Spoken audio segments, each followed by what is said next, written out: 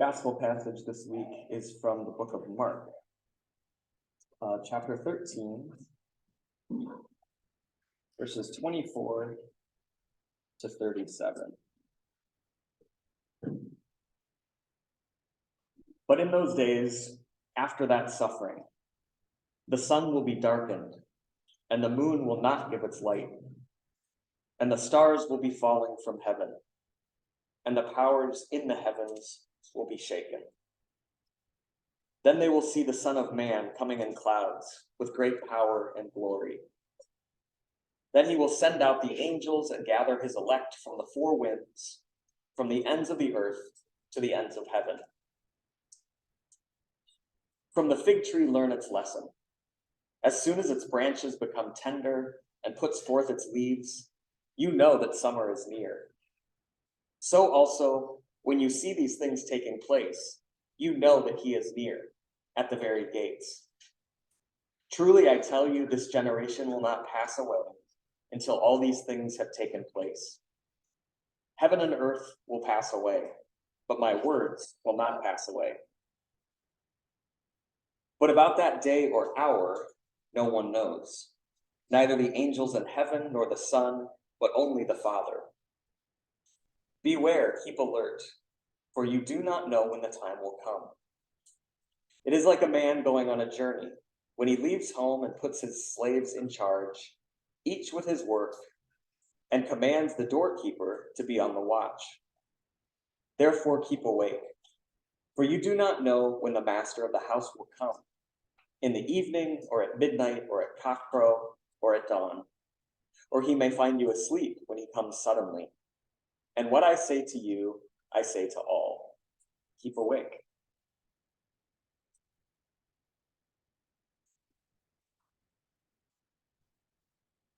Beginning of Advent is always a bit startling, I think, being confronted with Jesus's apocalyptic preaching. And I think when the first Sunday of Advent comes around each year, we show up on this first Sunday and we might be expecting more of a Silent Night atmosphere. But instead, we get the end of the world. But really what caught my attention when I looked at this week's lectionary passages was the beginning of Isaiah 64, when the prophet says, "Oh, that you would tear open the heavens and come down, so that the mountains would quake at your presence, as when fire kindles brushwood and the fire causes water to boil, to make your name known to your adversaries, so that the nations might tremble at your presence." And what this is a yearning for God to make God's presence known, unequivocally, to come down and to take charge of the world. Isaiah is saying, "Come down, Lord, make yourself known to the world. We're waiting." And what Isaiah is yearning for is what other prophets from the Old Testament call the day of the Lord. That's the final, ultimate revelation of God, the consummation of God's rule here on earth. And this theme and expectation, it runs through the prophets. And in a sense, it's the logical complement to the creation story. In the beginning, there was God. God created the world, the universe, and at the end, it will be God. And this end, which is also a kind of a beginning, this end was both a source of fear and a source of hope for the prophets and for the Israelites. And as we see in this passage from Mark, Jesus places himself very firmly in this prophetic tradition. All of the language, all of the imagery that he invokes at the beginning of the passage, of the sun and the moon going dark, stars falling out of the sky, all of that is taken directly from Old Testament prophets. But there is something new that Jesus is doing here, and it's that he identifies himself with the coming Son of Man, that figure from the book of Daniel, the one who will come riding on the clouds with great power and glory, who has been given this authority by the Ancient One. So Jesus is the Messiah. He is the great deliverer of Israel, the person that Israel has been waiting for. But in a shockingly unexpected way. And he ends up transcending these expectations for a national deliverer. So he becomes the deliverer of humanity. And he makes clear, he is also this future Son of Man, the one coming with great power and glory. And it really is amazing to see how all of these streams of tradition and expectation come together in the person of Jesus. We know that there are pockets of the church that have been and that remain very focused on the apocalyptic aspects of Jesus's preaching, as well as the one apocalypse in the New Testament, the book of Revelation. Some of us have had our own experiences with those parts of the church.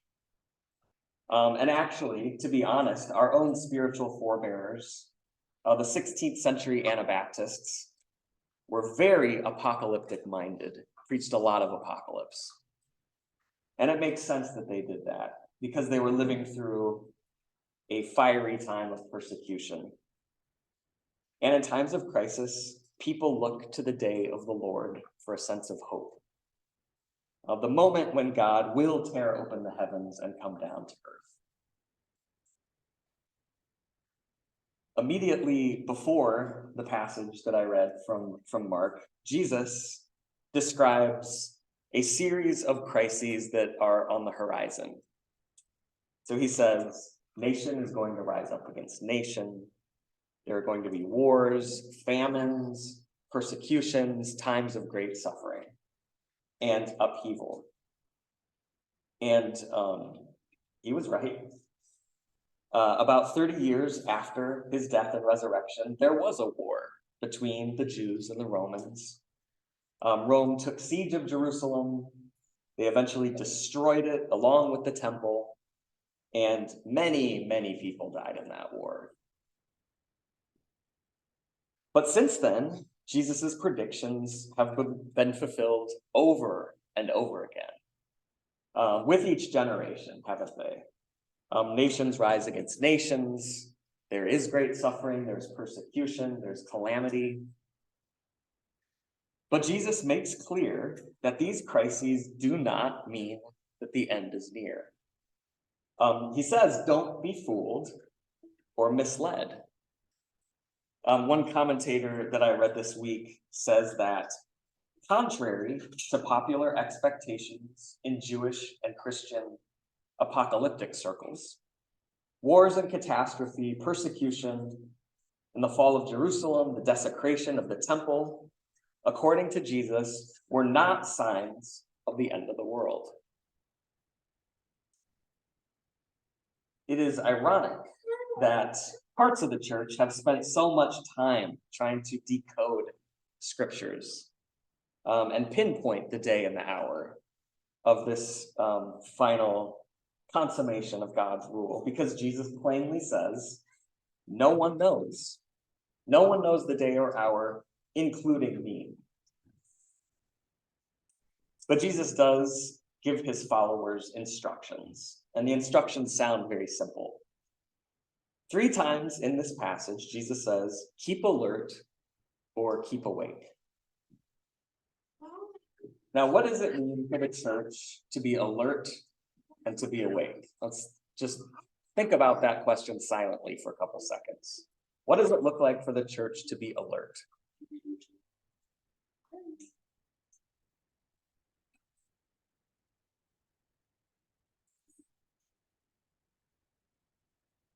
But I think Jesus's metaphor at the end of the passage is instructive. He says, well, it is like a man going on a journey.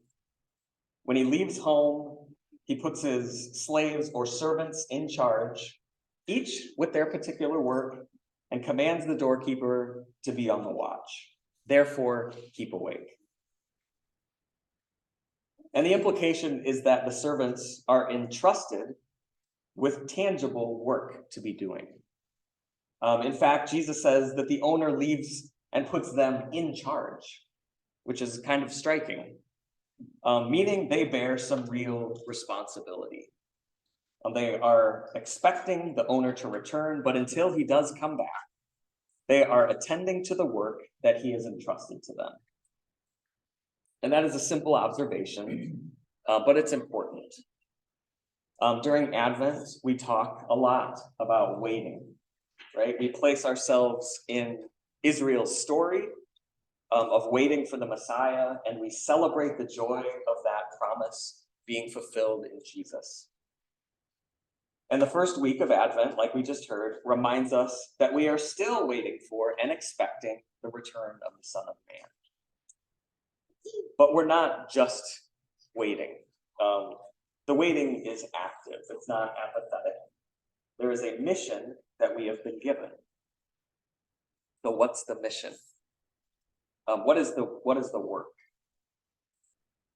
Of course, I think we all know Jesus' commission to his disciples, right? He says, go make disciples, baptize them in the name of the Father, the Son, and the Holy Spirit, and teach them to obey what I have commanded you.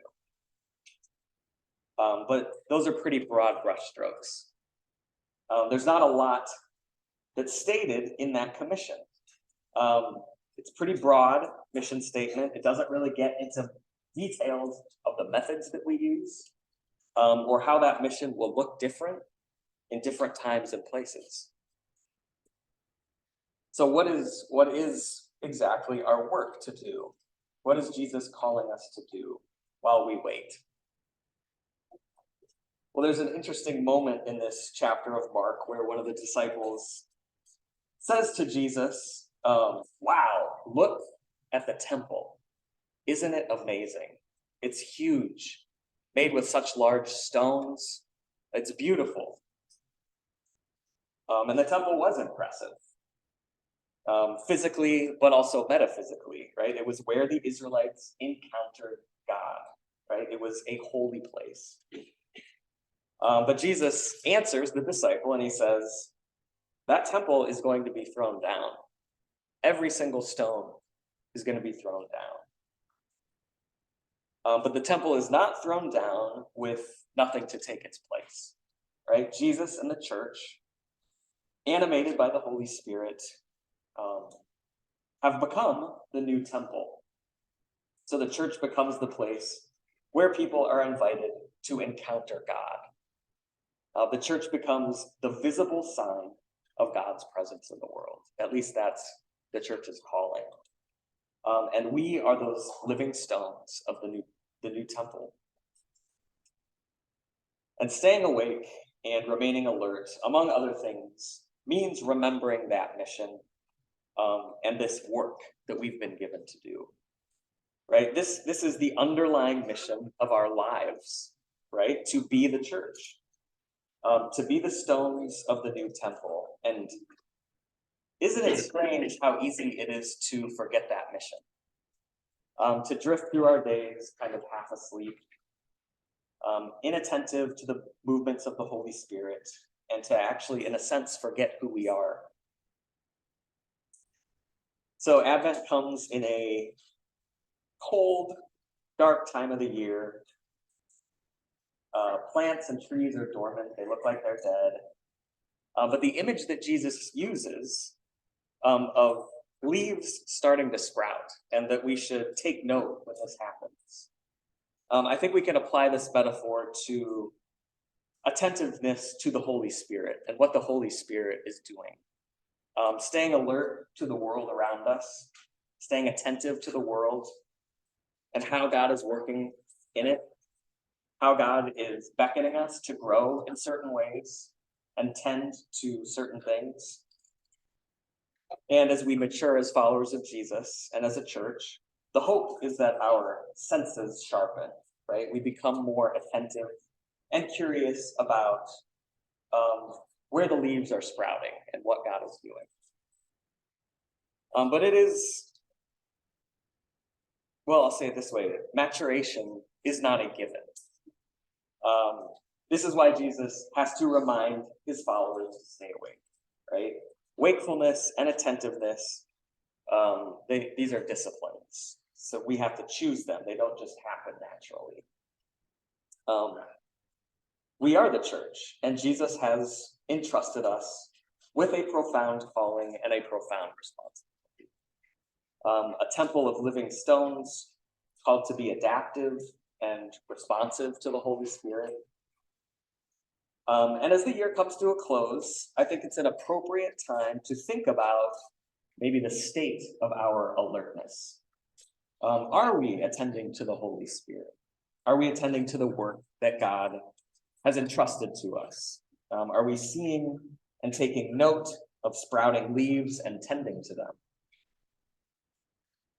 So as this Advent season progresses, I hope we can spend some time considering our life's mission together of being a witness to God's presence in a sleeping world and a witness to the coming reign of God.